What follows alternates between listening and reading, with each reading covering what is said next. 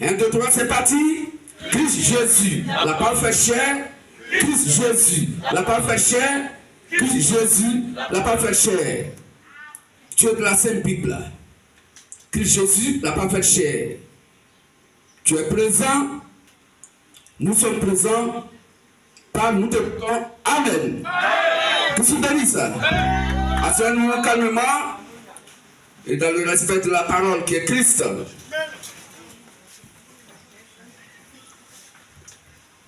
Que tu nous bénisses.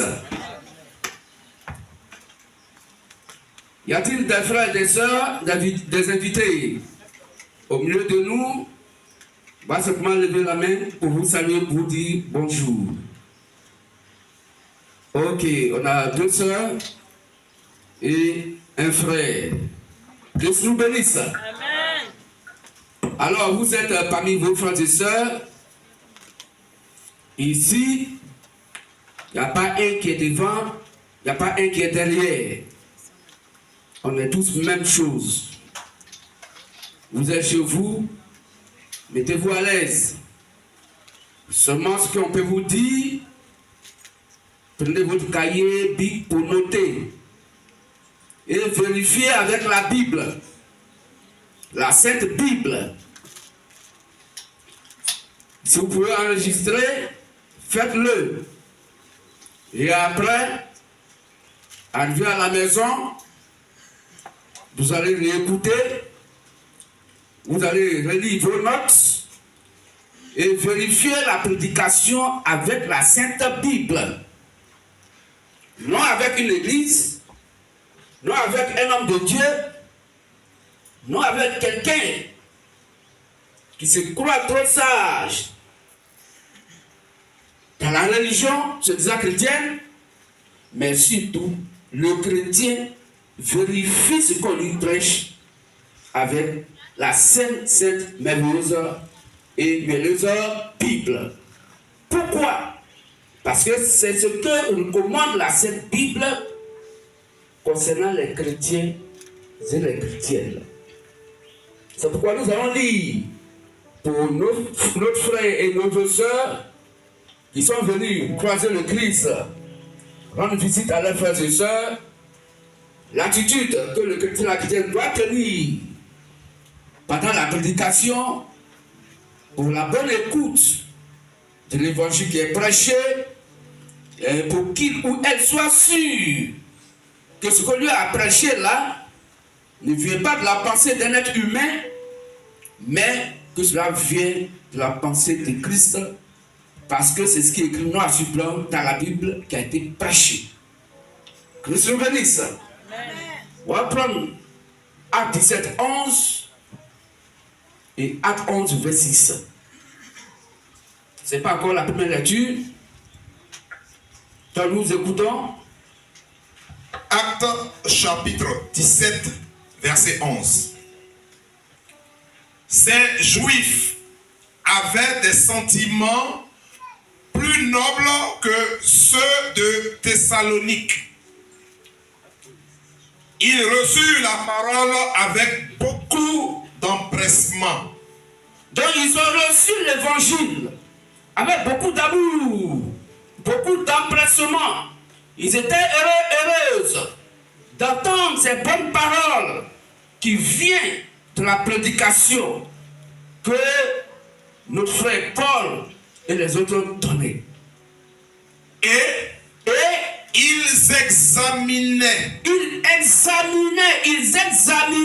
Ils vérifiaient. Chaque jour, les Écritures, la prédication, pour savoir, oui, pour voir si ce qu'on leur disait, si ce qui a été prêché était exact. C'était exactement ce qui est écrit dans la Bible. Amen. Amen. Donc c'est ça. Faut pas dire Amen à une prédication parce que tu veux faire plaisir. À l'instrument par qui le Christ passe pour prêcher, non. Mais il faut que tu sois sûr, ton âme soit sûre que ce qui est dit, ce qui est prêché, les versets qui sont donnés, tu vérifies dans la Bible. pour voir si c'est ce qui a été dit. Si c'est ce qui est dit, tu es heureux. Celui par qui le Christ est passé pour prêcher, il est aussi heureux. Mais si il prêche, quoique il ouvre la Bible, et ce qu'il dit n'est pas ce qui est écrit, il faut sortir, il faut partir. Si ton âme te coûte cher, il faut partir. Si tu veux ou tu aspires à la vie éternelle, être sauvé, il faut quitter ce groupe-là. Parce qu'ils sont en train de préparer ton âme, l'habiller pour aller à l'enfer.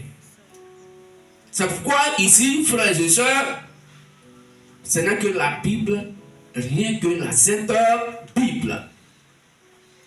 Car nous sommes conscients, et nous sommes conscients aussi, mais surtout pour nous les instruments utilisés par le Christ pour véhiculer ce message. En ce dimanche, nous sommes conscients que la Bible dit ceux qui sont à la prédication seront jugés sévèrement. Qu'est-ce que dit ça? Donc vous, frères et sœurs, prenez note. Prenez cahier. Prenez Bible. Notez les versets. Et écoutez attentivement. Et arrivez à la maison, prenez le temps de vérifier. C'est ça, la Bible appelle le disciple du Seigneur Jésus le Christ. Que la Bible appelle le chrétien. Là-tu, frère. Acte 11, le verset 26. Et, l'ayant trouvé, il l'amena à Antioche. Pendant toute une année, il se réunit aux assemblées de l'église. Et il enseignait beaucoup de personnes. Ce fut Antioche que, pour la première fois, les disciples furent appelés chrétiens. Amen. Donc le chrétien, c'est ce que la Bible appelle le disciple du Seigneur Jésus-Christ.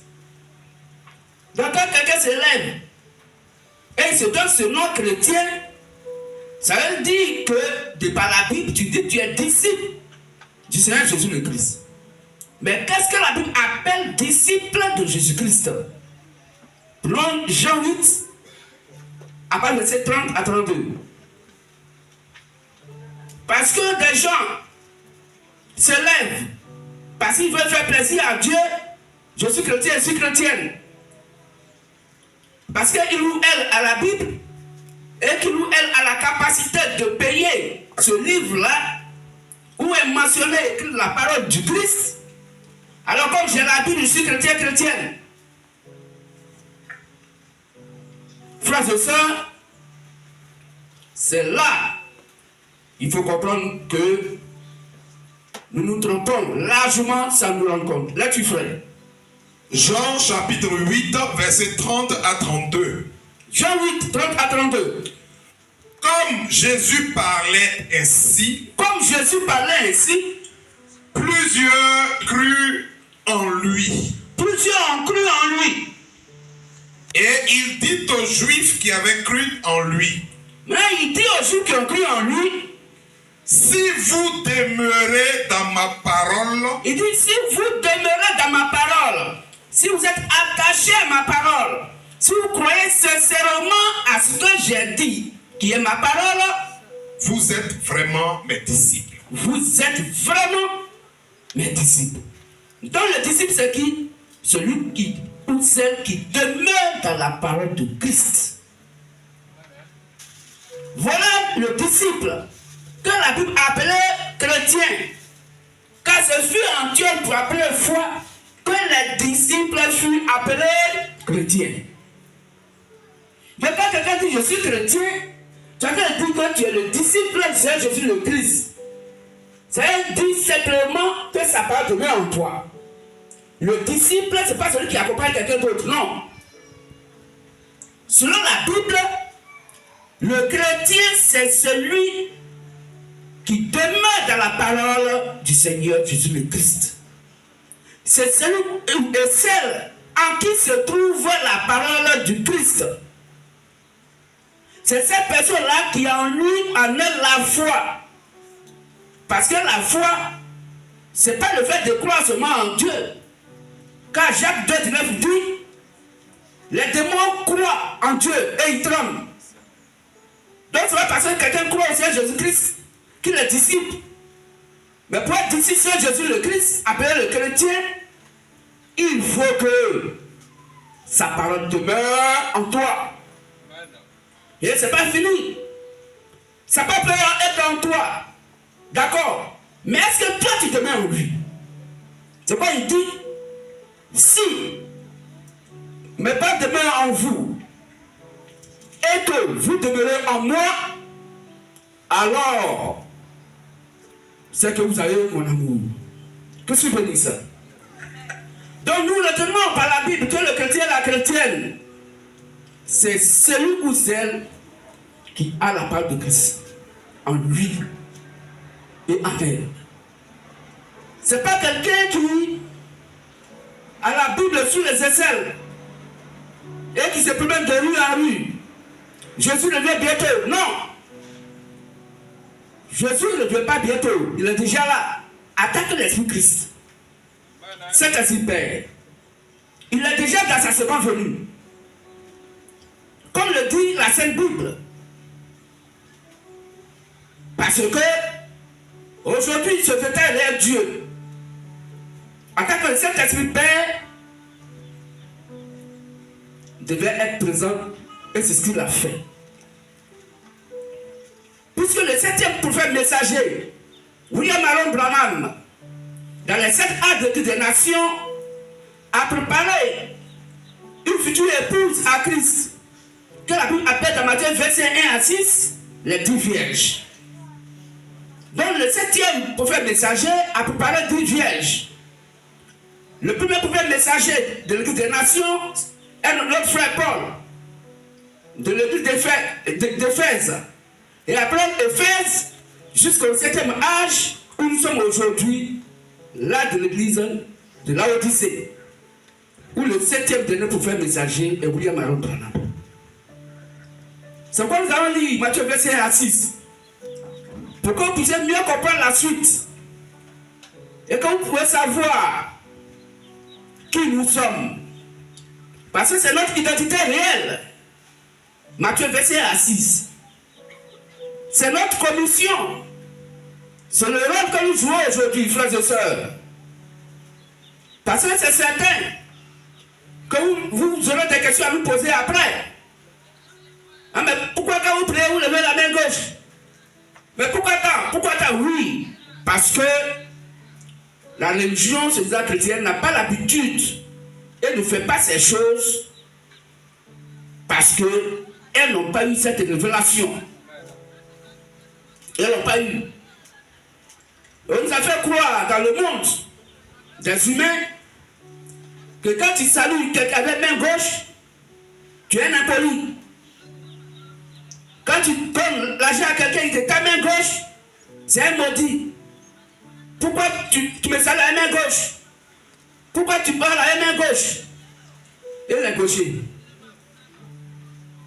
Mais pourquoi aussi tu salues à la main droite et puis tu acceptes? Pourtant il est gaucher. Que tu bénisses.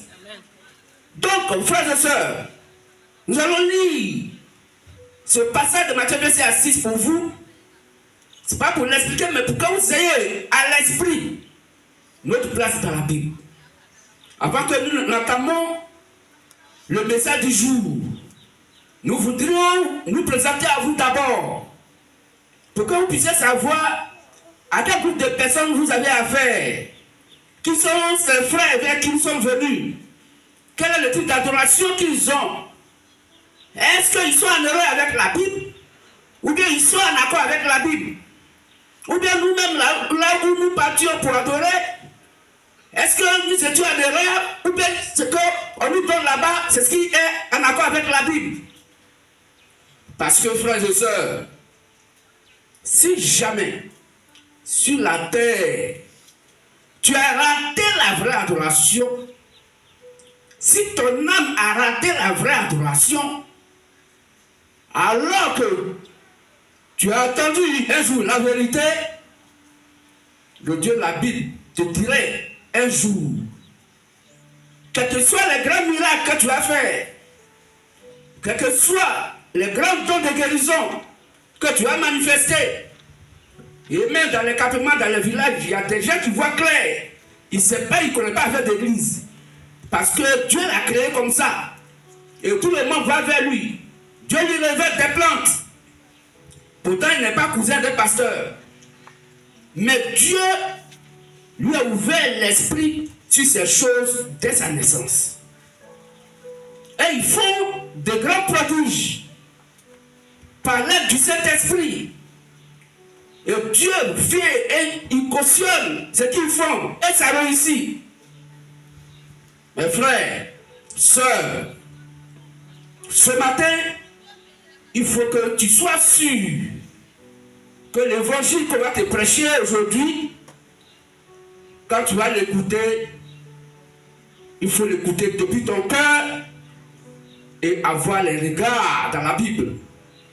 Si tu n'as pas compris quelque chose, il faut mettre dans un sachet. Tu attaches, tu mets à côté. Il ne faut pas condamner parce que le disque que tu fréquentes là-bas, on ne fait pas ça. Donc ce que j'ai vu ici là, c'est faux. Il ne faut pas condamner parce que ton nom de Dieu ne fait pas ça. Et ici on fait ça. Donc c'est faux. Il faut condamner frère. Il faut condamner sœur. Que si ce qui est dit ou pratiqué ici n'est pas écrit dans la Sainte Bible. Et si ce n'est pas écrit, ne viens plus jamais ici. Parce que si tu viens alors qu'on te ment, il faut que tu sois sûr que dès qu'on met d'accord, toi-même, tu as décidé qu'on puisse t'aider à aller à l'enfer. C'est pourquoi, si ton âme te coûte très cher, frères et sœurs, il faut les yeux dans la Sainte Bible. Ne condamne pas parce que tu as envie de condamner, mais condamne uniquement si la Bible condamne.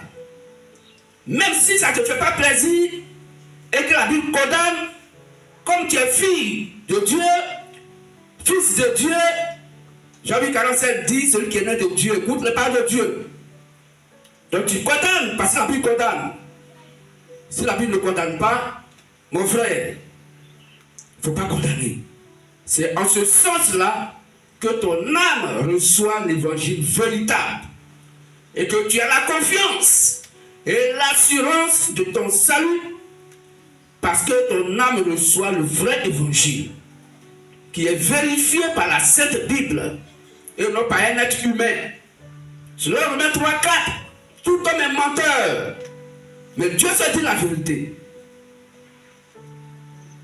Selon Proverbe verset 6, on ne doit rien ajouter à la part de Dieu, on ne doit rien retrancher. Quiconque ajoute ou qui retranche est donc semblable à Satan. Car Satan ajoute à l'évangile parce qu'il est menteur et le père du mensonge. Christ nous bénisse. Alors nous lisons Matthieu verset 1 à 6 pour nos frères et sœurs, pour savoir quel groupe de personnes, de frères et sœurs vous êtes venus croiser et quelle est notre place dans la Sainte Bible. Là tu frère. Matthieu chapitre 25, les versets 1 à 6. Alors le royaume des cieux sera semblable à 10 vierges qui, ayant pris les lampes, allaient à la rencontre de l'époux. 5 d'entre elles étaient folles et 5 sages. Les folles, en prenant leur lampe, ne prirent point d'huile avec elles, mais les sages prirent avec leur lampe de l'huile dans des vases. Comme l'époux tardait, toutes s'assoupirent et s'endormirent. Au milieu de la nuit, on cria, voici l'époux, allez à sa rencontre. Amen. Amen. Donc à la lecture de ces 5 versets bibliques, la Bible nous dit le royaume des cieux sera semblable à 10 vierges qui ayant pris leur lampe. Mais c'est quelle lampe elles ont prises? des lampes tempêtes. Et la Bible dit que dans ces lampes-là, il fallait de l'huile. C'est pas comme dans notre génération là. Les lampes que nous avions, les lampes tempêtes, c'est du pétrole dedans, tout le monde le sait.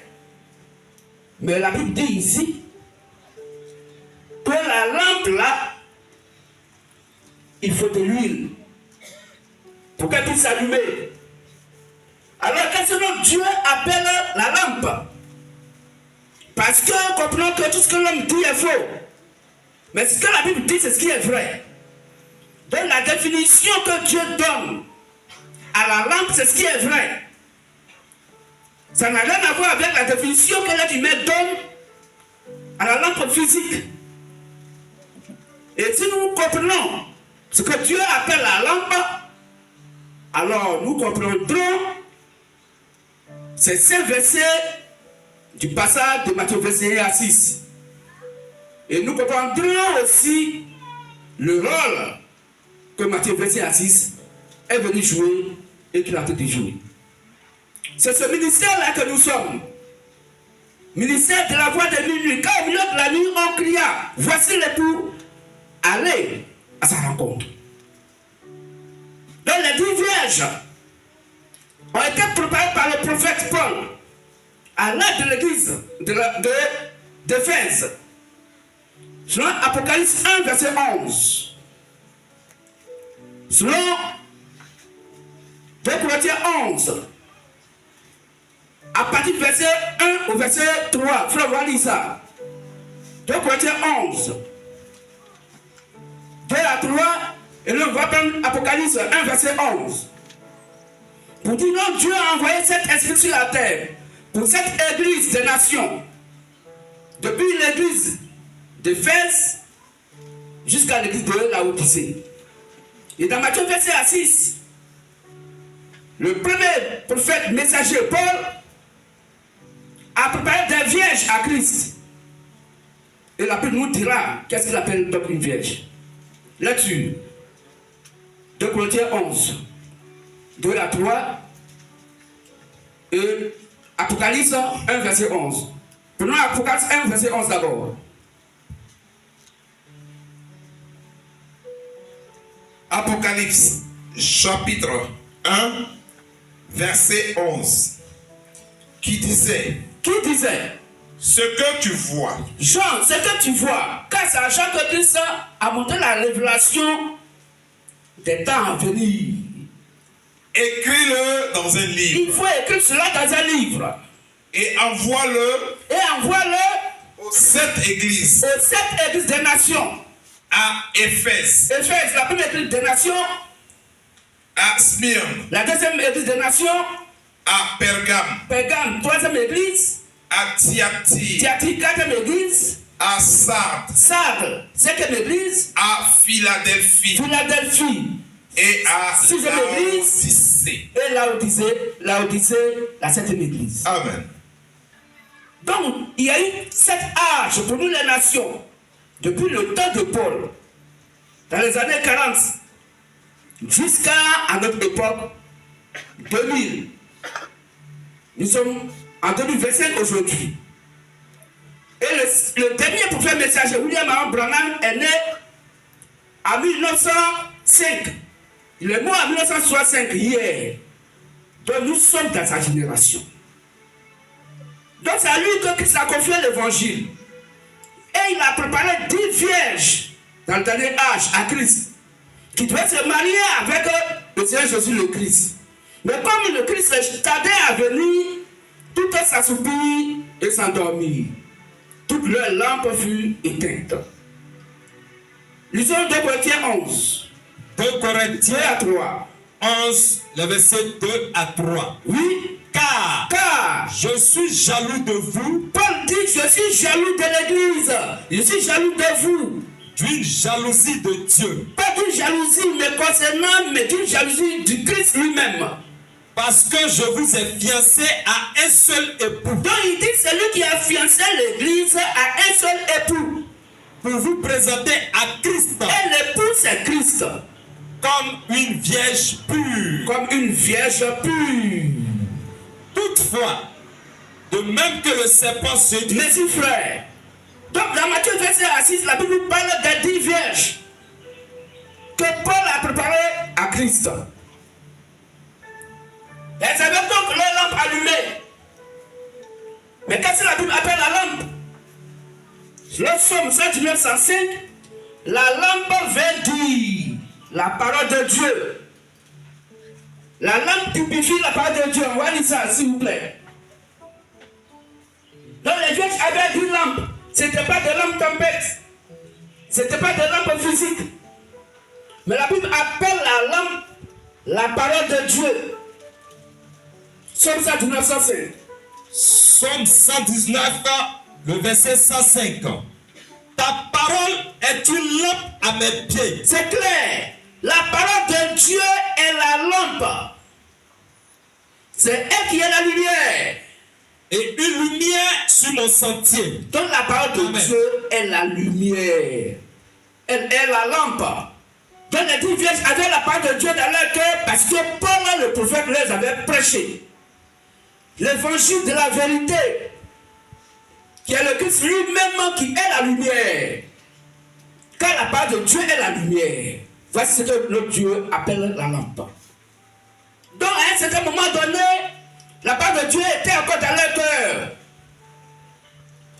Mais quand le tout attendait à arriver, la pensée humaine est rentrée dans l'adoration qu'ils avaient. Et le Saint-Esprit a été éteint en eux et au milieu d'eux. Car la Bible dit, les lampes furent éteintes et toutes s'assoupirent et s'endormirent. Et si la lampe est la parole de Dieu, la parole de Dieu était éteinte dans le cœur. Et si Dieu est saint et qu'il est esprit, et que Dieu est Saint-Esprit, Dieu est la parole, c'est que le Saint-Esprit était éteint dans le cœur. Donc, la lampe est éteinte. Dieu était dans le cœur. C'est pourquoi nous, MVM, ministère de la voix de minuit, Matthieu verset 6, nous venons au milieu de la nuit. La nuit c'est quoi? La nuit c'est les ténèbres. Selon Genèse 1, 4 à 5. Dieu appela la lumière jour et il appela la ténèbre nuit. Si la lumière est le jour et que la lumière est la parole de Dieu, et il sépare donc la parole de Dieu avec les ténèbres, et Jean 17:17 dit que la parole de Dieu est la vérité, donc le Dieu a séparé la vérité avec les ténèbres. Or, qu'est-ce qui peut être séparé avec la vérité? C'est le mensonge. D'où les ténèbres, c'est le mensonge. Donc, au milieu de la nuit, il dit au milieu du mensonge, ou sur la terre, des gens font croire qu'ils adorent, ou qu'ils font adorer le Christ à des hommes et à des femmes, où ils prennent la parole de Dieu et ils mélangent avec la tradition des hommes. Ils prennent la parole de Dieu et ils mélangent avec leur intellectualisme. Ils prennent la parole de Dieu et ils mélangent avec la pensée humaine qui est satanique. C'est ce que notre Dieu appelle au milieu de la nuit. Ce n'est pas la nuit physique, non. Parce que la nuit pour Dieu, les ténèbres pour Dieu, c'est l'absence de la lumière. Vrai ou faux? Or, le Dieu nous dit que la lumière, c'est la parole de Dieu. Dans les ténèbres, c'est l'absence de la parole de Dieu. Et Jean 17:17 dit que la parole est la vérité. D'où les ténèbres, c'est l'absence de la vérité. Là où la vérité n'est plus, qu'est-ce qu'il y a là? Le mensonge. Et Jean 8:44 dit, Satan est menteur et le père du mensonge. Est-ce qu'on peut acclamer le véritable Dieu Seigneur Jésus-Christ si on a bien compris? Donc voici en quelques mots notre place dans la Bible, notre présentation, pour vous donner encore plus une large pensée de poser des questions après le culte. Là, on aura le temps de vous expliquer en détail. Mais nous sommes dirigés par un programme bien précis. Alors, nous allons partir directement au thème du jour. Nous disons merci à vous, nos frères et sœurs, nos invités. Merci pour votre bonne qualité d'écoute. Merci et bonjour à nos frères et sœurs qui nous suivent aussi de près ou de loin sur les réseaux sociaux. Nous leur recommandons aussi de prendre cahier et bic. Et s'ils peuvent enregistrer, qu'ils le fassent pour l'écouter après et vérifier avec la Sainte Bible. Christ nous bénisse. C'est pourquoi, frère, sans tarder, le thème du jour est un thème au travers duquel notre Dieu va nous expliquer beaucoup de choses. Nous étions assis là après le culte du mois passé, et des frères et des sœurs posaient des questions pour mieux comprendre. Ils avaient eu quelques éléments de réponse, mais merci à Christ, parce qu'au travers de ce thème, il a expliqué les choses de manière claire. À savoir, mais si moi je suis sauvé, mais pourquoi je vais me fatiguer encore? Pourquoi tous ces paparazzi? Bon, si je suis sauvé, que je fasse comme les filles du monde, ou bien les garçons du monde, mais ça n'enlève rien à Dieu que je parte au paradis. Bien c'est là-bas, je suis quitté, je vais partir là-bas. Vous comprenez un peu? Donc, est-ce que le chrétien peut faire des bêtises de manière volontaire? Parce qu'il est sûr qu'il quitte la terre, là, il s'en va au paradis. Vraiment, ces éléments de réponse-là nous sont donnés au travers de ce thème. Et c'est surtout par rapport à cela, notre Dieu, au travers de l'instrument, lui a montré ce passage, ce thème, pour aider non seulement nos frères et sœurs qui avaient une telle inquiétude, mais nous autres aussi qui avaient la même pensée. Ce thème est vraiment bienvenu pour nous aider à comprendre. Et au travers de nous, nos frères et sœurs qui nous suivent de loin ou de près sur les réseaux sociaux, et les yeux plongés dans la Sainte Bible pourront aussi être bien éclairés. Que vous bénisse. Alors, frères et sœurs, nous allons nous lever pour la lecture de deux versets bibliques sur laquelle notre Dieu s'appuie pour nous éclairer.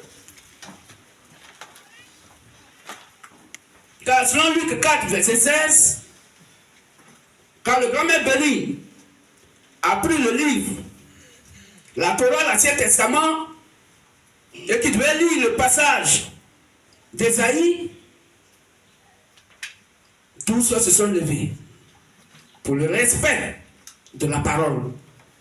C'est pourquoi à chaque lecture du premier verset, la première lecture, nous demandons à nos frères et sœurs de nous lever. Si tu es vraiment malade et que tu n'as pas la capacité de te lever, tu peux t'asseoir. Mais pour le respect du Christ et de la parole, on se lève. Et c'est ce que nous faisons. Que tu bénisses. Alors nous allons lire, frère, Matthieu 25, 35. Matthieu 25, 35. Et nous allons prendre aussi Luc 16, 25 à 31. Matthieu 27, 35, Luc 16, 25 à 31. Si les frères ont trouvé, ils peuvent donc lire. Matthieu 25, le verset 35. Car j'ai eu faim et vous m'avez donné à manger. J'ai eu soif et vous m'avez donné à boire. J'étais étranger et vous m'avez recueilli. Amen. Amen. Commence, il faut prendre le verset 31. Matthieu, verset 31. Matthieu 25, le verset 31. Oui. Lorsque le Fils de l'homme viendra dans sa gloire, Lorsque le Fils de l'homme viendra dans sa gloire, avec tous les anges, avec tous les anges, il s'assiera sur le trône de sa gloire. Voilà. Donc ici, c'est le paradis. Ça concerne le royaume des cieux. Continue un peu. Toutes les nations seront assemblées devant lui. Il séparera les uns d'avec les autres, comme le berger sépare les brebis d'avec les boucs. Merci. Au verset 35. Au verset 35. Continue jusqu'au verset 35 pour la bonne compréhension. Et il mettra les brebis à sa droite et les boucs à sa gauche. Alors le roi dira à ceux qui seront à sa droite, venez, vous qui êtes bénis de mon Père, prenez possession du royaume qui vous a été préparé dès la fondation du monde. Car j'ai eu faim. Et vous m'avez donné à manger. J'ai eu soif. Et vous m'avez donné à boire. J'étais étranger. Et vous m'avez recueilli. Oui. J'étais nu. Et vous m'avez vêtu. Merci. Amen. Le frère, à côté. Luc chapitre 16, versets 25 à 31. Et je lis. Abraham répondit, mon enfant, souviens-toi que tu as reçu tes biens. On peut s'asseoir pour la suite. Souviens-toi que tu as reçu tes biens pendant ta vie et que Lazare a eu les maux pendant la sienne. Maintenant, il est ici consolé et toi tu souffres. D'ailleurs, il y a entre nous et vous un grand abîme, afin que ceux qui voudraient passer d'ici vers vous ou de là vers nous ne puissent le faire. Le riche dit, je te prie donc, Père Abraham, d'envoyer Lazare dans la maison de mon père, car j'ai 5 frères. C'est pour qu'il leur atteste ces choses afin qu'ils ne viennent pas aussi dans ce lieu de tourment. Abraham répondit, ils ont Moïse et les prophètes, qu'ils les écoutent. Et il dit, non, Père Abraham, mais si quelqu'un des morts va vers eux, ils se repentiront. Et Abraham lui dit, s'ils n'écoutent pas Moïse et les prophètes, ils ne se laisseront pas persuader quand même quelqu'un des morts ressusciterait. Amen. Amen. Est-ce qu'on peut acclamer ces 5 versets bibliques? Merci frère. Que Dieu bénisse. Amen.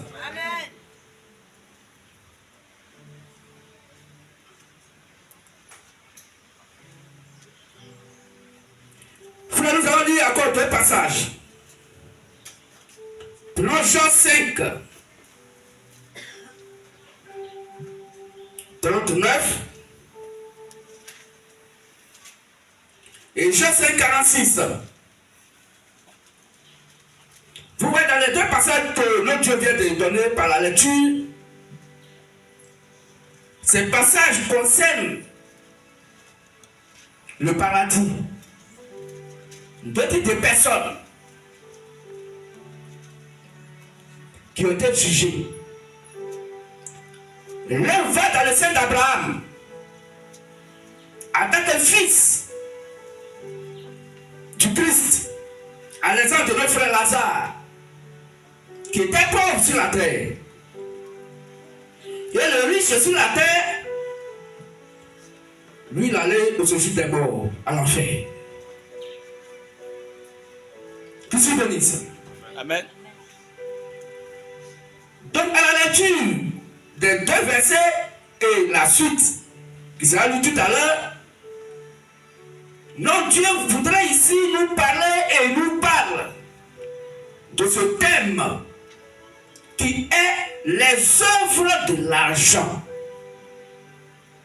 D'où le thème du jour est les œuvres de l'argent. Vrai argent là, l'argent physique là, voilà. Ces œuvres. Qu'est-ce que cela a à voir avec le royaume des cieux? Qu'est-ce que veut dire ça? Les œuvres de l'argent. Lisons Jean 5, 46 et 39 d'abord. Et on va lire 46. Jean 5, 39. Vous sondez les Écritures. Jésus le Christ dit, vous sondez les Écritures.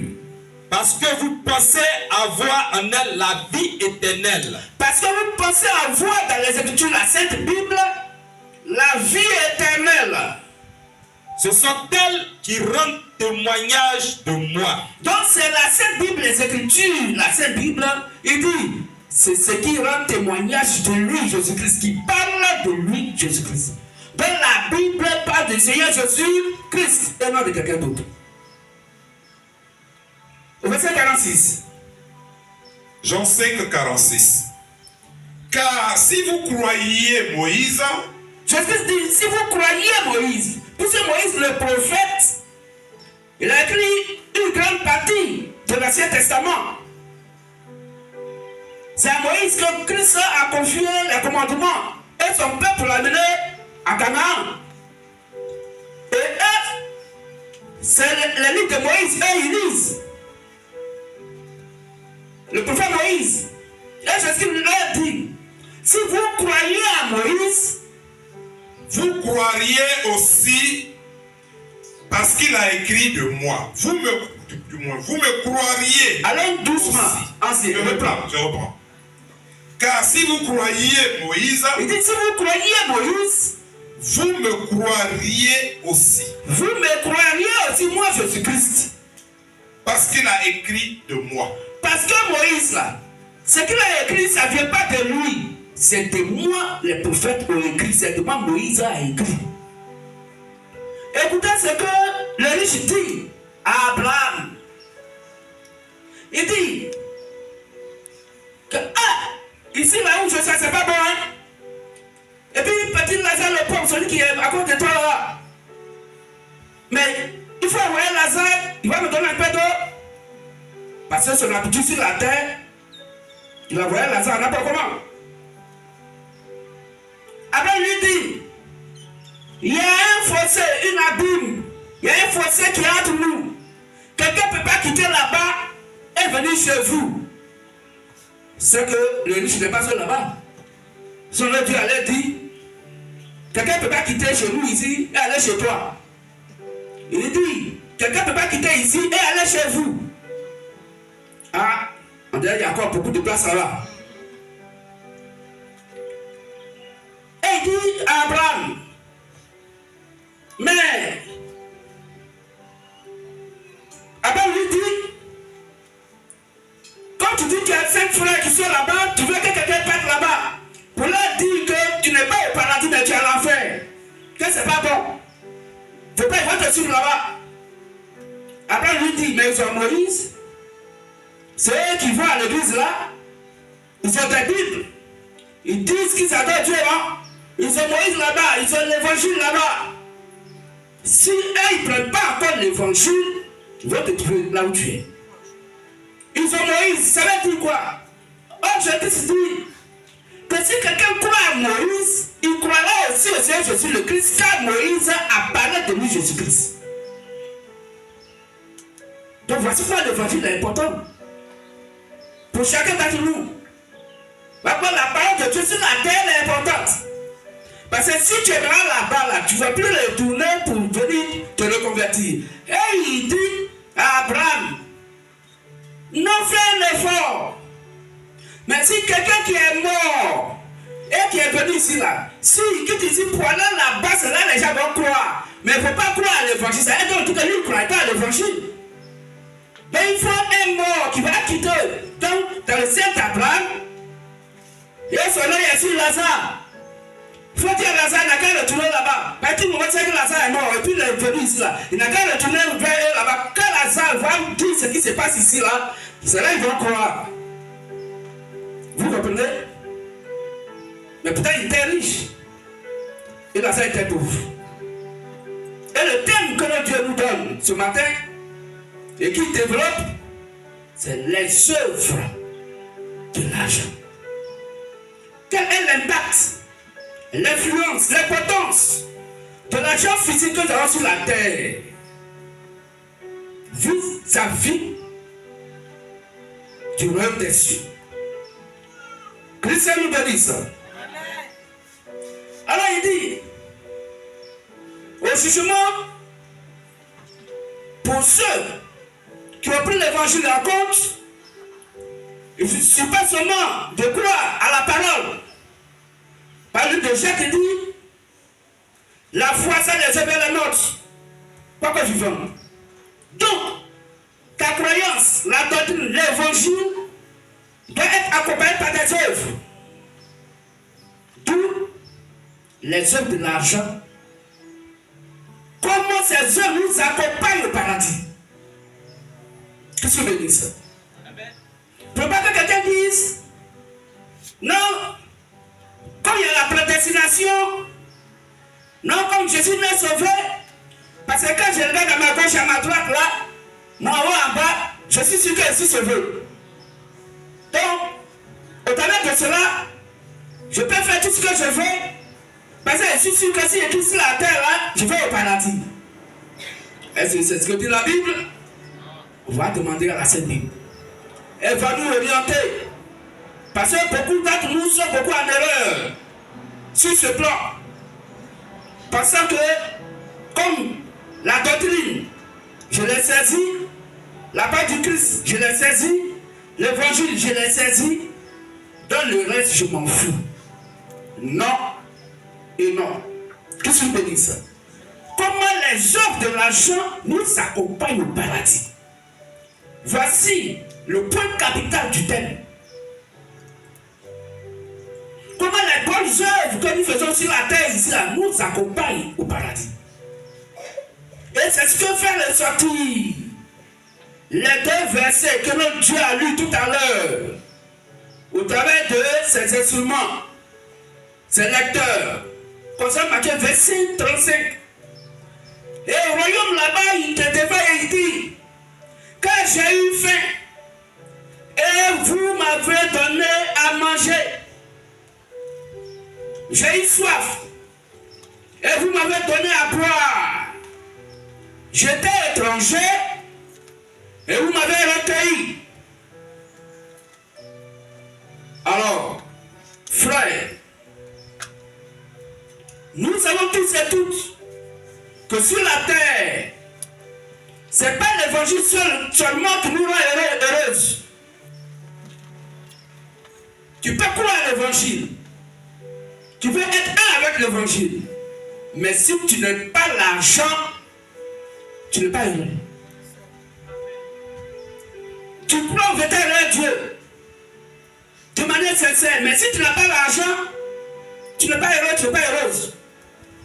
Une petite maladie va t'apporter parce que tu as quelqu'un pour avoir l'argent de consultation, tu es allé à l'hôpital. Et encore là où c'est grave, dans ces derniers temps-là, quand tu vas à l'hôpital, les médecins, c'est sur l'ordinateur, ils te font ordonnance. C'est pas comme les anciens docteurs médecins. Tu lui dis un mot, deux mots dans ta consultation et il sait exactement de quoi tu souffres. Quand il te donne ordonnance, c'est propre. Ça ne veut pas dire que les autres ne font pas leur travail, mais c'est ce que nous remarquons. Alors frères et sœurs, nous nous rendons compte que quand tu n'as pas l'argent, tu n'es pas heureux, tu n'es pas heureuse. Une petite maladie va t'emporter. Parce que tu n'as pas l'argent pour payer ordonnance. Et la maladie, quand tu vas la soulager avec les médicaments, Ça fait appel à son frère. Vous dites, je m'en vais, toi, il faut venir, tu as pris la place. Et les ordonnances vont commencer à augmenter. Tu n'as pas l'argent, tu es mort. Tu n'as pas l'argent, tu es morte. Donc l'argent est important dans la vie de tout le monde. Pas forcément les gens du dehors, mais les chrétiens aussi. Parce que l'argent fait aussi notre choix. Si tu as faim, tu n'as pas d'argent, tu as problème. Tu dois payer ton loyer, c'est l'argent. C'est pas parce que tu es un chrétien que tu ne paies pas le loyer. C'est pas parce que tu es un chrétien que tu ne manges pas. Tu dois aller au marché. Tout ça, c'est l'argent. Même pour votre femme, c'est l'argent. Pour faire enfant, c'est l'argent. Pour voyager, c'est l'argent. Même matin pour venir là, il faut l'argent pour payer taxi. Est-ce qu'on peut acclamer les versets bibliques? L'argent est vraiment important. Pour qu'on soit heureux. Christ nous bénisse. Alors, pour être heureux dans ce monde, en dehors des maladies physiques qui fatiguent le corps, qui fait souffrir le corps, la première des choses pour être heureux dans ce monde, et ça, il n'y a personne qui puisse nier cela, c'est d'avoir de l'argent. Vrai ou faux? Vrai ou faux? C'est vrai. Qu'est-ce que vous voulez dire ça?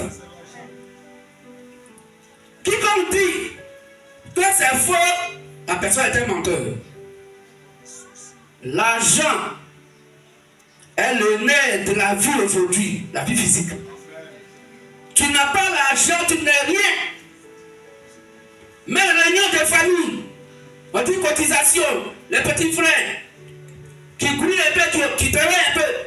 C'est toi, ton petit frère, on demande une nouvelle avant toi parce que toi, tu n'as pas l'argent. Quand on dit cotisation, toi, tu n'as rien donné. A dit ton honneur même est bafoué là. Tu n'es rien. C'est-à-dire les gens même, on dit demander une nouvelle raison.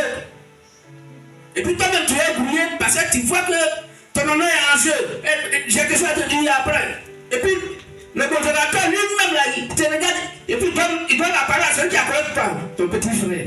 Parce que tout de suite, là, il va mettre la main dans la poche. Toi, tu n'as pas l'argent, tu n'es rien. Est-ce qu'on peut acclamer dans cette Bible?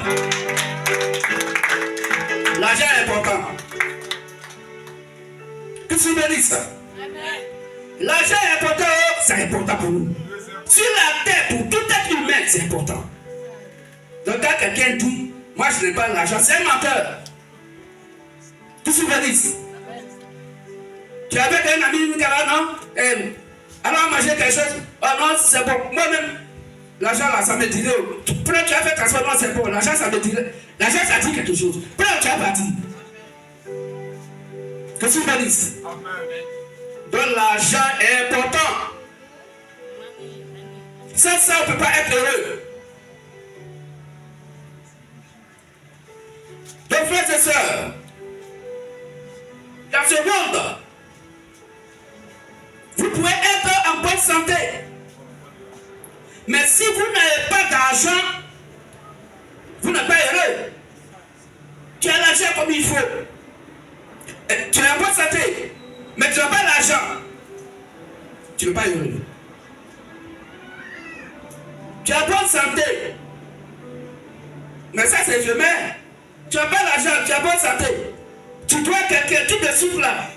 Quand tu regardes le numéro, tu sais c'est son numéro. Fouet, ton visage est devenu le chose. C'était là. Ça y est, à cause de toi. Il faut sécher d'abord. Quand il va partir après, je vais rentrer. Puis tu dois être en bonne santé. Qui connaît pas ça là? On dit merci à ceux qui ont fait les portables. Et puis ils ont mis, comment on appelle l'option là même? C'est quoi? Non. Il y a une option d'un portable. Quand tu veux pas recevoir quelqu'un, tu le mets dedans. Pas avion, non. Bloqué en fait, ça commence à non. Voilà. Vous ne voyez pas la liste noire?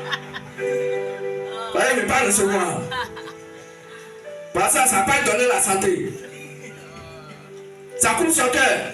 Et puis il va avoir AVC dans 2 jours. Qu'est-ce que vous voulez dire ça? Est-ce qu'on peut acclamer Dieu dans cette Bible? Donc l'argent est important. L'argent est important. Dans notre vie, c'est important. Tu peux avoir la bonne santé, mais si tu n'as pas l'argent, tu es malheureux. C'est pas bon pour toi. Donc vous pouvez avoir beaucoup d'argent, mais si vous n'êtes pas en bonne santé aussi, vous n'êtes pas aussi heureux. Vrai ou faux? Tu as beaucoup d'argent, mais si tu n'es pas en bonne santé, tu n'es pas heureux. Qu'est-ce que vous voulez dire ça? Alors frères et sœurs, en dehors de la santé physique, pour être heureux, il faut avoir l'argent. Et personne ne peut nier cela. Donc pour vivre dans les voluptés, bien manger, bien dormir, pour avoir de grosses voitures, beaucoup d'hommes à son service, il faut avoir beaucoup d'argent. Qu'est-ce que je veux dire ça?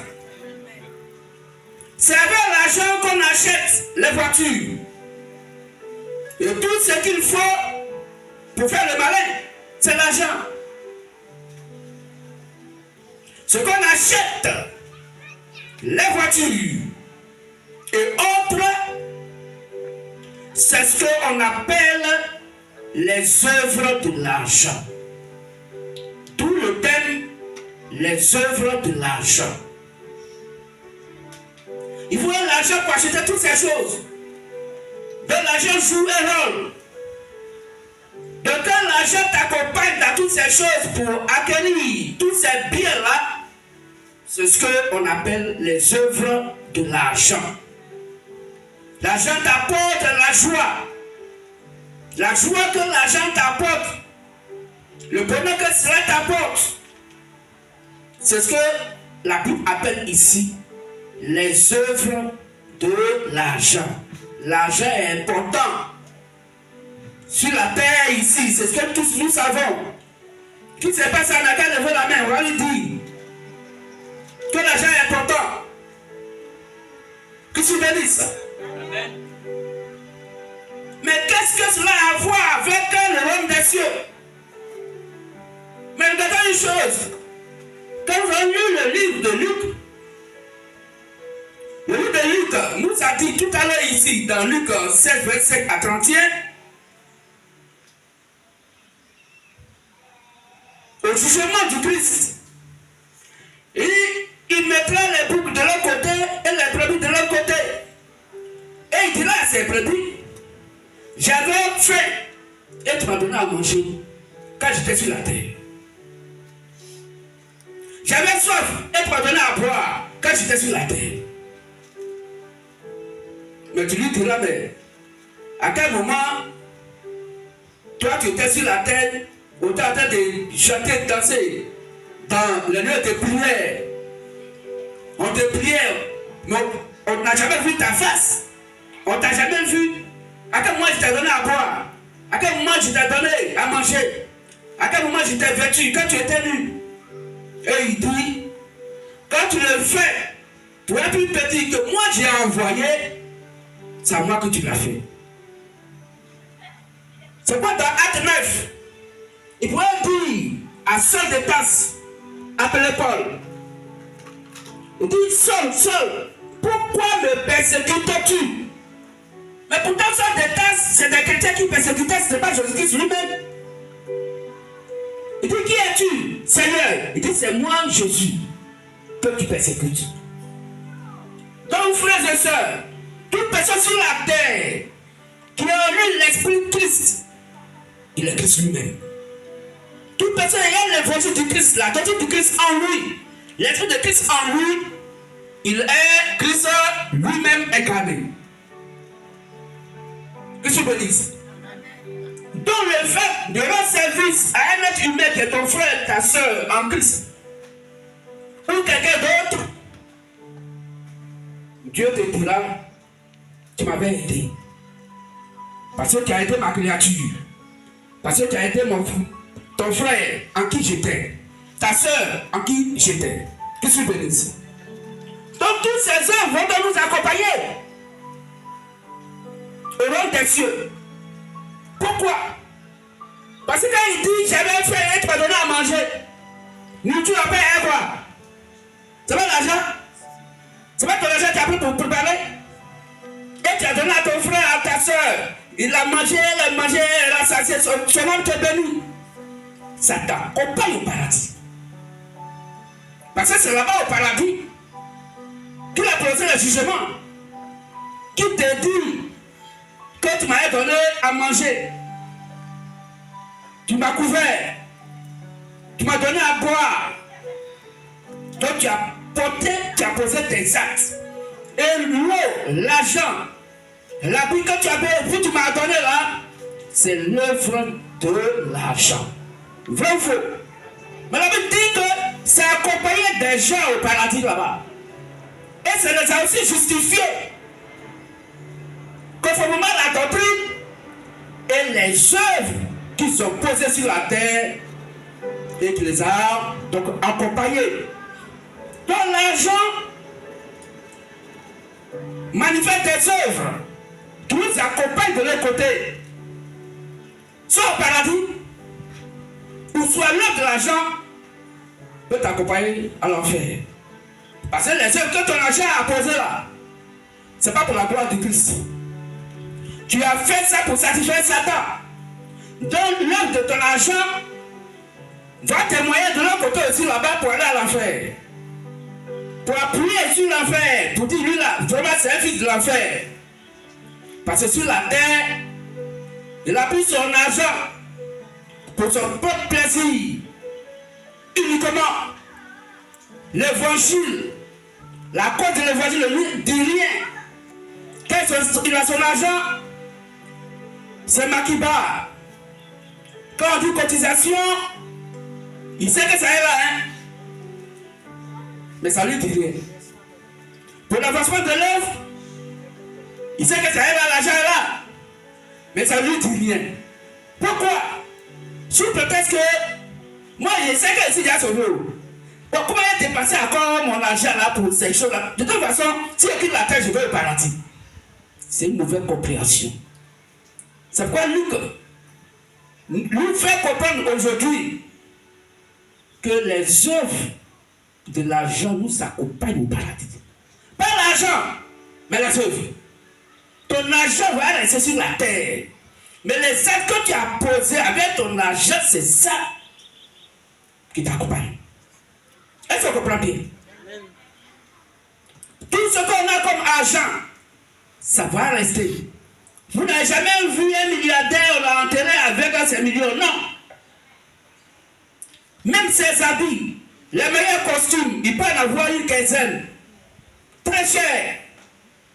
Mais pas pour autant qu'on le met dans le cercueil, qu'on l'habille avec tous ces habits-là. C'est un seul, le reste va rester. Le reste là, ça ne l'accompagne pas. C'est un seul habit qui l'accompagne. Et puis d'ailleurs, c'est pas lui qui fait le choix, c'est quelqu'un d'autre qui fait le choix pour lui. Et puis ce qu'il n'aime pas tout là, c'est ça, on l'habille. Il ne peut pas dire enlever ça là. Il a dit à mort. Il est obligé de prendre. Et puis toi ça non, et puis on s'en va avec le cimetière. Il dit non, ça, prenez ça là. Ma père te suit, c'est pas ça, je vais porter ça là, ça me sert trop. Tu es parti, tu es parti. Donc les œuvres, c'est ce qui nous accompagne. Mais nos richesses sur la tête, ça va rester. Et c'est des couillons, les couillons ne doivent pas ça. Ceux qui n'aiment pas ton affaire là, dans la patate de ton héritage là, celui qui dit donne-moi ce qui est gros là. Pourtant de ton vivant, il ne t'aime pas, hein. Il t'a créé tous les problèmes. Mais tu as eu du mal. Tu travailles et puis tu te fais comme ça, il faut partir. Il prend. Parce que ce qu'on a comme réalisation ne va pas au paradis. C'est les œuvres de la réalisation qui nous accompagnent. Est-ce que vous comprenez mieux? C'est quoi, frères et sœurs? L'évangile nous invite à œuvrer pour le Christ. Mettons-nous bien à la disposition du Christ. Parce que les œuvres vont nous accompagner. Tu as construit un château ou toute une ville. Là, c'est pour la gloire terrestre. Mais en le faisant, si tu fais pour la gloire de Dieu et que le Christ a sa part, ce que tu as fait pour Dieu t'étend là, c'est ça qui t'accompagne. Tout le reste, ça va rester. Est-ce que tu comprends mieux? Donc, il parle à quelqu'un, il ne faut pas, il va investir. Mais en investissant, il faut que tu cherches que le Christ a sa part dedans parce que les œuvres que tu as posées pour le Christ là, ça va t'accompagner. Pour vraiment t'être sûr. Si on a bien compris, on va acclamer le véritable de Dieu sur Jésus le Christ. Donc on a besoin d'argent. Et lui, il sait qu'on a besoin d'argent. Parce que cet argent, quelle soit ta bonne volonté, tu ne peux pas produire d'œuvre. Tu n'as pas d'argent. Quelle œuvre d'argent qui va t'accompagner? Ton nom Dieu, il va nous donner l'argent parce qu'il nous a déjà donné l'argent. Mais c'est le temps d'accomplissement qui n'est pas encore arrivé. Parce que nous sommes encore trop enfants. On ne sait pas comment il faut gérer cela après. Parce qu'il faut que ces thèmes-là arrivent pour qu'on comprenne. Et que ce soit un garde-fou pour nous. Quelqu'un par mois qui a 200 000. Et avec ça, tu penses que tu étais à l'aise. Tu n'es pas content. Ton fils de Dieu, il te bénit. Et tu as des milliards. Dès que ça a été ça, vous avez vu, on m'a tout. Mais tu n'as pas lu ça là. Puisque le message n'est pas venu. Tu n'as jamais entendu ça. Ta première priorité, c'est comment faire plaisir à tes amis. Tu as payé une grosse voiture. Et au quartier, tu as commencé à tourner. Et dans le quartier, les jeunes filles, celles qui ont, comment on dit ça, qui ont cassé ton cou, c'est comme ça qu'on parlait, non? Tu as déjà passé là-bas la voiture. Et puis ta tête est dehors. Et quand tu vois que c'est toi qui es dans la voiture là. Ben, tu vas faire la malin. Parce que tu as réussi. Mais dans tout ça là, quelle œuvre qui a t'accompagné au paradis? Te mettre, tu meurs, ces œuvres vont t'accompagner à l'enfer. Donc, notre bien-être social sur la terre, nos richesses sociales sur la terre, nous accompagnent au paradis de par les œuvres que nous manifestons à l'endroit de notre Dieu. Quand tu fais quelque chose pour le Christ, là, quand tu accompagnes, quand tu as fait la va t'accompagner au paradis. Tout ce que tu fais pour le Dieu va t'accompagner au paradis. Parce que tu l'as mis au premier plan. Parce que ce Dieu-là, tu as compris de par ce thème, par ce verset biblique, tout ça dans la Bible, on lit, mais on ne comprenait rien. Mais aujourd'hui, notre Dieu nous explique. On a dit, on est versé, j'avais faim, tu m'as donné à manger, j'avais soif, tu m'as donné à boire. Mais nous, on voit comme quelqu'un qui a été il passait dans une cour et puis quelqu'un lui a donné à boire. Mais tu as oublié qu'ici, il parle du royaume des cieux, il touche sur la terre, c'est le jugement. Mais comment? Parce que l'évangile est sur la terre avec toi. Donc le Christ est l'évangile, il est sur la terre avec toi. Et si tu manifestes les œuvres à travers ton argent pour aider l'évangile à avancer, ces œuvres-là vont t'accompagner. Est-ce qu'on a bien compris? Amen. On peut acclamer le nom de Dieu, c'est Jésus le Christ.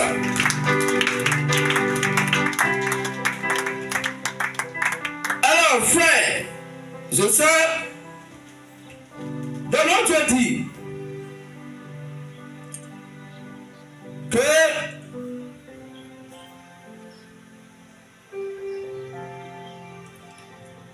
dans la sainte merveilleuse Bible,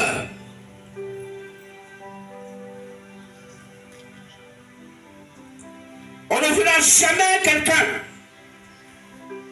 qui est en bonne santé et qui n'a pas d'argent, qui puisse dire qu'il est heureux. Vrai ou faux? Donc, c'est avec l'argent qu'on achète les voitures, tout ce qu'il faut pour vivre, pour faire notre malin.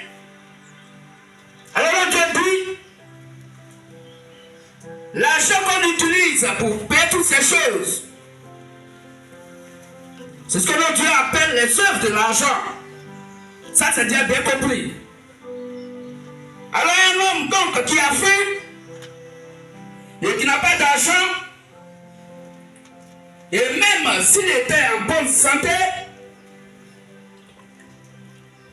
il aurait donc faim. Et vous ne verrez jamais quelqu'un qui soit en bonne santé et qui n'a pas d'argent et qui puisse dire qu'il est heureux sur la terre. S'il le dit, il ment. Ainsi donc, frères et sœurs, dans la Sainte merveilleuse Bible, le roi avait tout ce qu'il lui fallait. Et pourquoi? Parce que il avait l'argent. Donc il avait tout ce qu'il lui fallait. Et ce sont les œuvres de l'argent qui lui donnaient tout ce qu'il leur fallait. Que se bénisse. C'est pourquoi Lazare n'ayant rien, étant pauvre, il va souffrir. Et Lazare a souffert. Parce qu'il n'avait rien. Christ nous bénisse. Et souvent, la souffrance,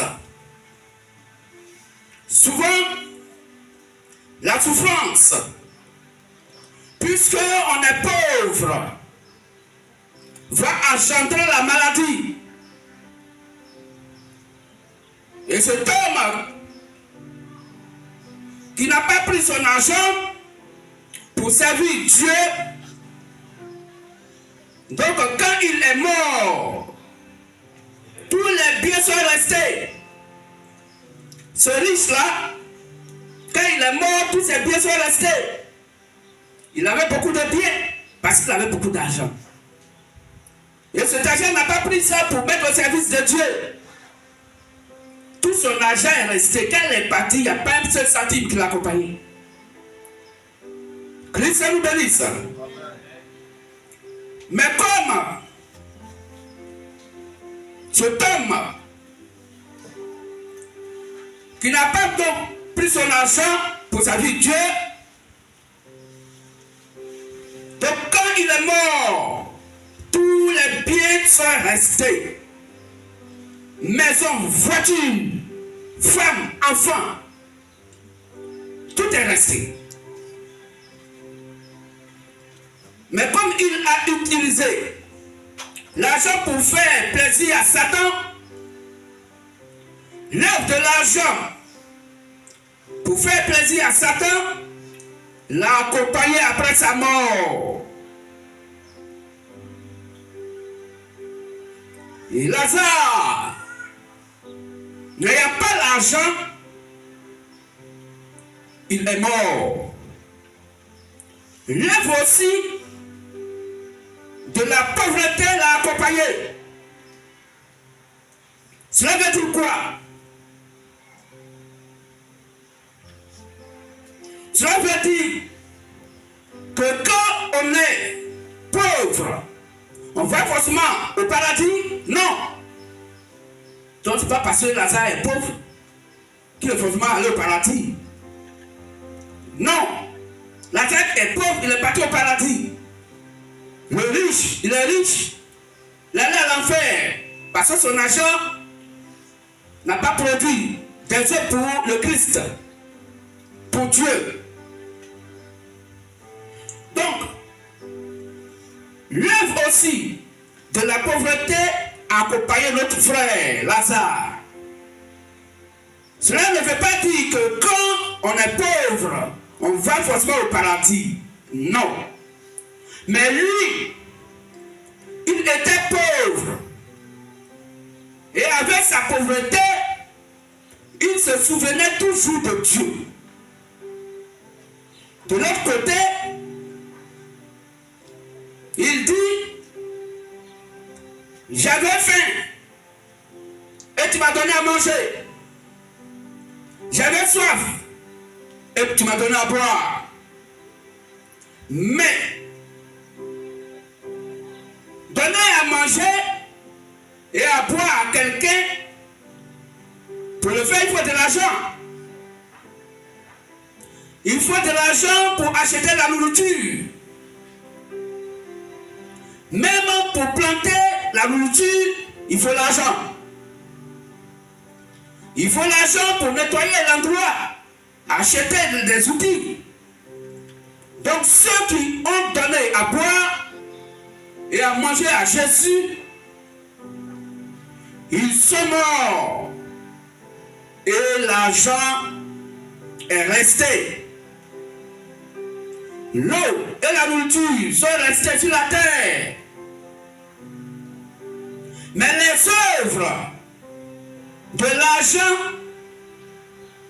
a accompli, qu'il a accompli, les a accompagnés au paradis après la mort. Les œuvres de l'argent qu'il a accompli l'a accompagné au paradis après sa mort. Et Jésus lui a dit, j'avais soif et tu m'as donné à boire. J'avais faim et tu m'as donné à manger. Donc l'œuvre que l'argent a fait les accompagnait. Mais l'argent est resté sur la terre. Ainsi, l'argent que tu as aujourd'hui, l'œuvre va t'accompagner. Mais ton argent va rester. Est-ce qu'on comprend mieux? Est-ce qu'on peut acclamer le Dieu de la Sainte Bible? Le Seigneur Jésus le Christ. Mais l'argent va rester sur la terre, frères et sœurs. Et ça, tout le monde le sait. Il ne faut pas que quelqu'un va se blaguer lui-même. C'est l'œuvre qui nous accompagne. L'argent, quel acte j'ai posé vis-à-vis de l'évangile et qui fait plaisir à l'évangile.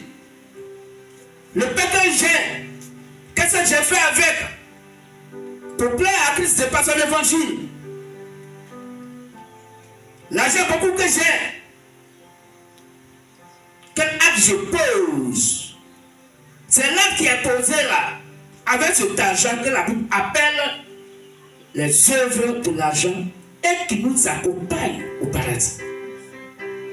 Le reste de l'argent qui est en banque, ça reste. Parce que ça n'a pas travaillé pour le Christ. Donc ça n'a pas produit d'œuvre. Ça reste sur la terre. Et puis toi tu t'en vas. C'est quand tu as la chance, on te met dans le joli cercueil.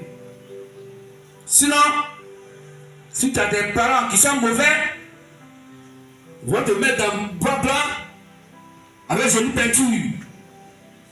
Ça ne fait pas 3 jours, les verres de terre sont déjà percés. Parce que ce n'est pas boiture. Tu ne fais pas attention, on ne met pas ciment dedans, dans ton caveau. Et vraiment, c'est une vanité. Les œuvres accompagnent, mais la matière reste sur la terre. Pratiquons plus d'œuvres qui nous accompagnent au paradis, mais aussi qui nous accompagnent sur la terre par des bénédictions. Car Dieu dit, la Bible dit, la main qui donne est plus bénie que celle qui reçoit. Vrai ou faux? Vraiment.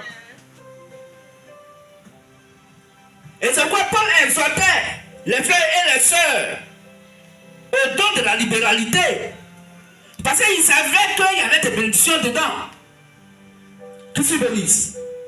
En toutes choses, et dans la conscience de l'homme lui-même, quand tu fais quelque chose qui est bien à quelqu'un, toi-même, tu sens une joie dans ton homme intérieur. Tu écoutes même quelqu'un, voisin vient manger, voisin vient de manger avec toi. Il faut voir quelle joie ça te fait. Bon, c'est différent de deux personnes. Hein. Il t'invite et puis il dit à son fils, le monsieur là, vraiment, hein, il pense que je suis son oncle quoi. Ça c'est de l'hypocrisie pure. Mais un homme conscient, quand il donne, il est fier, il est content. Son homme intérieur est content, fier de donner. tu sens une grande joie à l'intérieur de toi. Et même si tu ne fais pas attention, tu vas te rendre compte que toute ta lourdeur que tu avais là, c'est parti. Tu ne sais pas, mais c'est parti. Dans les quelques minutes qui suivent, tu te sens à l'aise. Mais il y a quoi qui a fait quoi? Non, tu as posé un bon acte. Donc ton âme est content.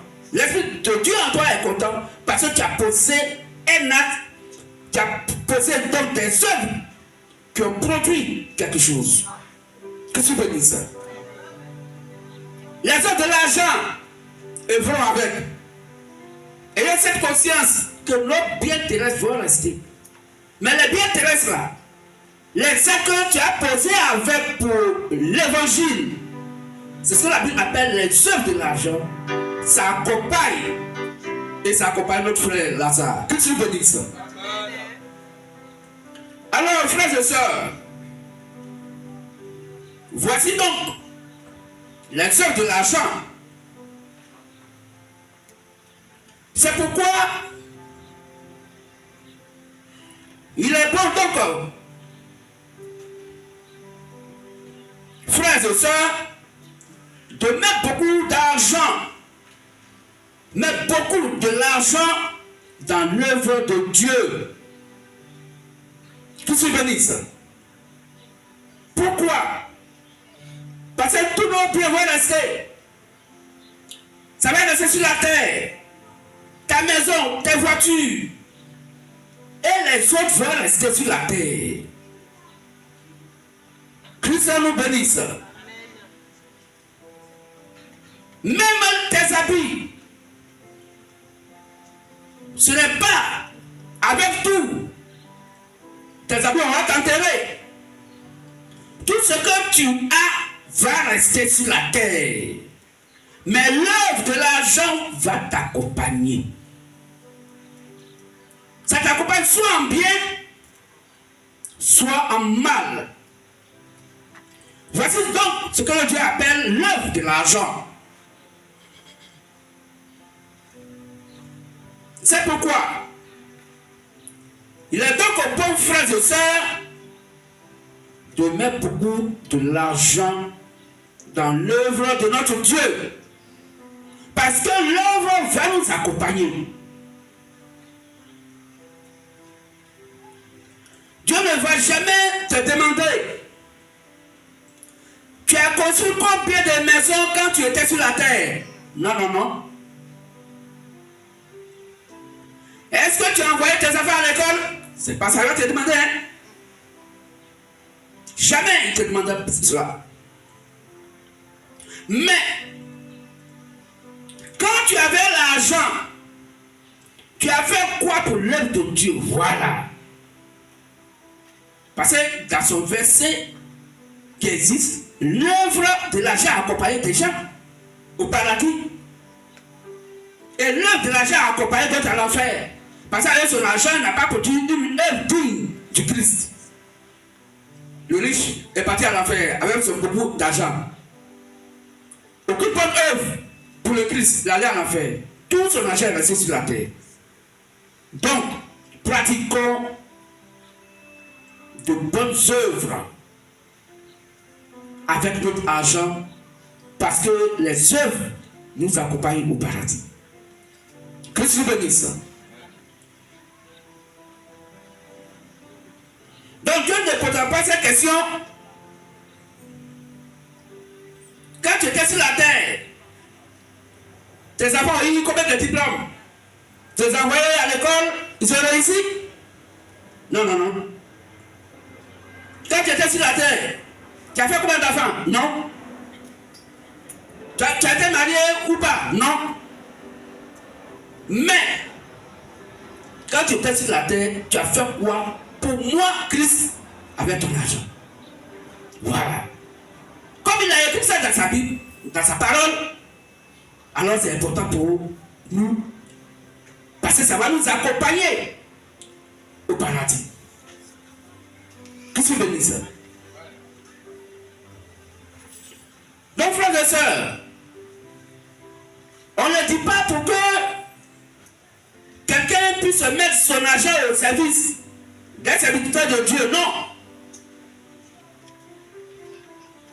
mais pour l'œuvre du Christ. Si tu sais que c'est important pour l'évangile, fais-le. Si ce n'est pas important pour l'évangile, ne le fais pas. Parce que l'œuvre de l'argent, c'est qu'est-ce que ton argent a fait pour l'évangile. Qu'est-ce que tes biens terrestres ont fait pour l'évangile. Tu as ça. Mais quand tu prends et puis tu donnes à Dieu, l'œuvre là t'accompagne. Ce qui reste là, ça c'est pour toi. Mais l'œuvre là, c'est ça que Dieu regarde.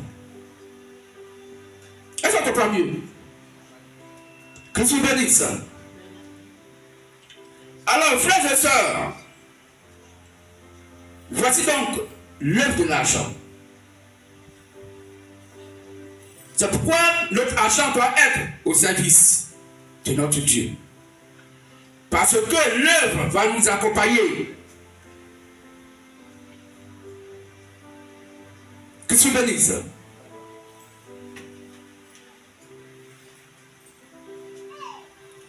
Donc la question qu'il va nous poser, c'est quand tu avais l'argent, tu as fait quoi pour l'œuvre de Dieu? Est-ce que ton argent a aussi servi pour la cause de Dieu? Si oui, tu sais où tu vas. Tu vas où? Au paradis. Car la doctrine et les œuvres témoignent que toi, tu es bien. Comme tu as fait pour Dieu, il a fait aussi pour toi. Que tu bénisses.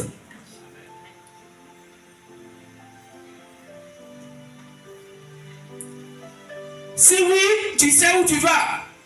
Sinon, tu sais où tu vas. Donc, les œuvres aussi doivent nous accompagner. Après des œuvres, la doctrine des œuvres, chacun doit connaître sa position. S'il va au paradis ou bien s'il va à l'enfer. Donc, il ne faut plus que quelqu'un va dire, moi, je sais que je veux au paradis, donc je m'en fous. Je fais ce que je veux. Dieu là, il ne se remplit pas de ses dons ni de ses appels. Donc si il est sauvé, que ce soit ma situation, je veux au paradis. Je fais du mal, je veux au paradis. Je m'en fous. Frère, tu te trompes toi-même. Il faut voir ta position. Parce qu'il est évident que tu n'es même pas né sauvé. Christ nous bénisse. Voici donc l'œuvre de l'argent. Et ce sont les deux versets que nous venons donc de lire qui nous expliquent toutes ces choses. Les actes que l'argent pose, les œuvres que nous faisons avec notre argent nous accompagnent après notre mort. Soit ça nous envoie à l'enfer, soit ça nous envoie au paradis. Selon les deux versets que nous avons lus. Et tu dirais à notre Dieu, mais on en est sauvé. Oui, tu en es sauvé. Mais quand on en est sauvé, notre argent doit œuvrer pour prouver qu'on est né sauvé. Est-ce qu'on comprend mieux? Tu es né sauvé. Donc il y a des actes, des œuvres que tu dois poser pour te prouver que effectivement tu es né sauvé. Quand on est né sauvé, il y a des preuves qui le montrent. Donc il y a des preuves de partout que tu poses qui va montrer que toi tu es né sauvé. Christ nous bénisse. Quand on est né sauvé, il y a des preuves qui le montrent. Et ces preuves-là, on se met en quête de servir Dieu avec notre cœur, notre âme et l'argent qu'on a. Ceux qui ne sont pas nés sauvés vont le démontrer par leur caractère, par leur comportement. Si je suis leur sauveur, mes actes vont le démontrer. Mes actes ne vont pas démontrer que je vais être sauvé. Non. Mes actes vont démontrer que je suis né sauvé. Et dans ces actes-là, il y a l'œuvre de l'argent. Est-ce qu'on comprend mieux? Dans la doctrine, oui. À la doctrine, il faut associer, ajouter l'œuvre de l'argent. Comme le dit le verset de Luc que nous venons donc de lire. Christ nous bénisse. Donc frères et sœurs, l'œuvre de l'argent est tout acte que chacun, chacune, en tant que fils et fille du vétérinaire Dieu, les actes qu'il pose pour que son bien terrestre soit au service de Dieu. Et la Bible dit, l'acte que tu poses, dans ce sens, t'accompagne au paradis. Quand le vétérinaire Dieu, c'est Jésus le Christ, bénisse ce matin de passer le message glorieux qu'il nous donne, ses fils et ses filles, que le vétérinaire Dieu, c'est Jésus le Christ, nous bénisse. Fin du message. On va se lever à quand même de Dieu, c'est Jésus le Christ, je suis content et contente. Je vous dis merci de nous avoir ouvert l'esprit sur ce point que nous ignorons depuis longtemps. Christ nous bénisse.